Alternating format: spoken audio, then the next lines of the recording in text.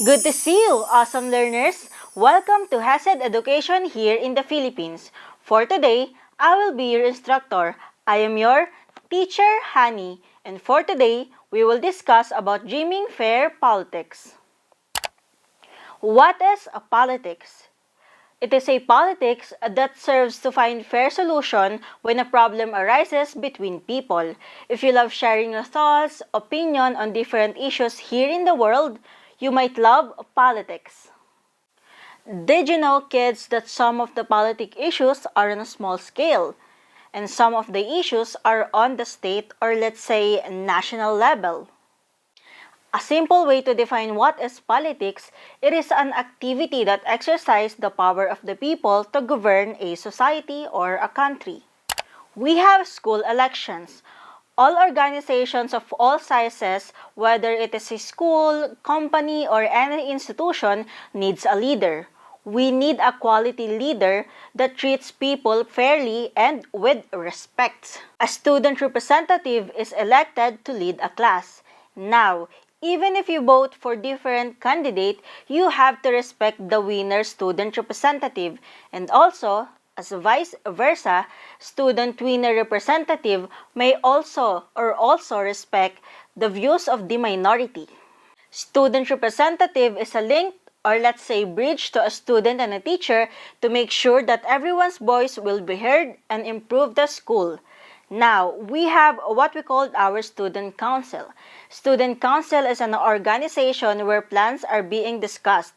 Now, when we say agenda, it is a topic or issue or let's say any plans that will be discussed inside the student council. Now, when we say decision, it is a final choice of a student council or let's say representative to make the school improve or be heard by everyone. Lastly, we have student representative. It is important also to hear the voice of student representative for the improvement of the school. We have public pledge. What is a pledge? Pledge is a promise of a politician to a region or a country. Now, before making a pledge, they have to think if they can do it or not, because a pledge is useless if it can be kept by a politician. We have elections procedure. The first one, the candidate must register to run or to apply in a voting. Second one is that candidates have to share their ideas, platforms to influence the voters for them to win the politics. Third one is that they have to review the list of the people that is registered on the voting. Now, they have to select a candidate, and lastly, they have to review the ballots to see who won the competition or the politics.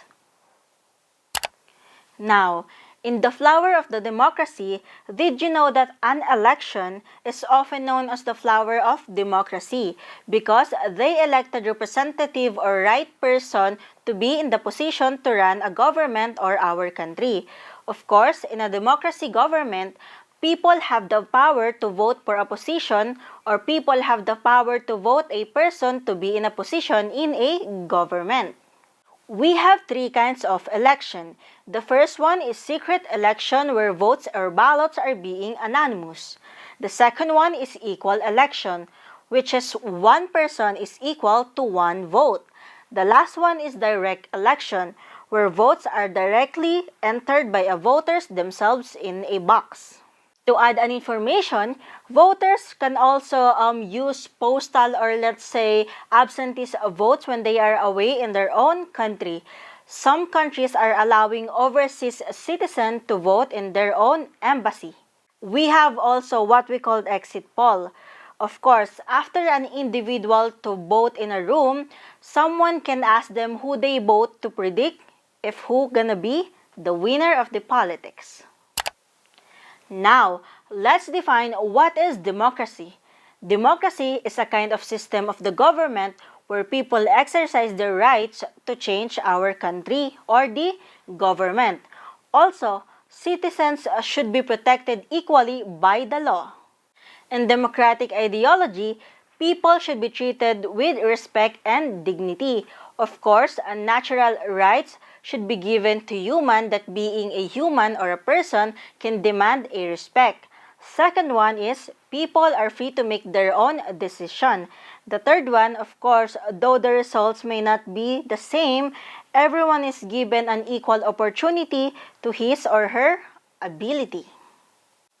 The opposite of democracy is not communism. Why? Because in political distinction, democracy, people has more power than the government. When we say dictatorship, leader or the government has more power than the people.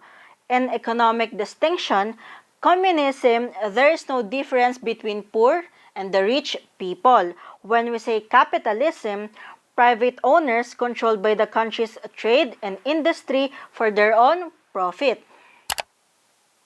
In fair politics, the president has power over the country, but also they have the responsibilities and duties to protect their people, where people can also be involved where they have to be unaware in our society.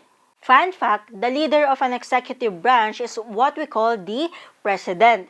Now, countries like Korea and United States have the presidential system, while the countries like England have prime minister. The president have the civic responsibilities and duties to preserve our country's territory and of course independence. Also, they have the responsibility to protect their people. Now, power is divided into three: the legislative, the executive, and the judicial. If we have the democratic system, we also have parliament system where there is no separation of powers between ruling parties. Presidential term can last to 4 to 5 years. They also have the place where they can be secured to live and work.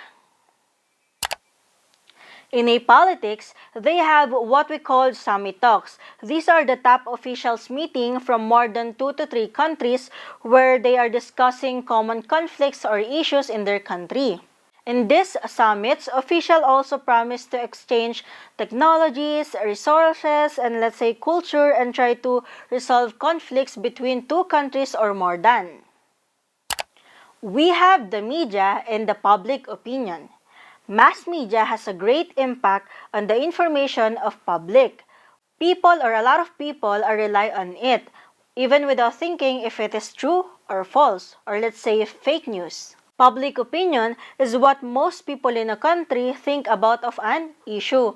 Now, it may be unusual for our kids to learn about politics, but for the future generation of voters, we can mold them and we should help children to form their own political values. Now, we are here in a good politics. Presidents can be impeached by the people if she or she can do her duties and responsibilities to protect its people and its country. Press should tell the people what is the truth because freedom of speech cannot be taken away from the people. Lastly, children needs to understand that it is important to take a part to a government, especially being aware in our country or let's say what's going on in our country will achieve a political success. And that's all for today. Thank you for listening to your teacher, Honey. Have a great day, kids!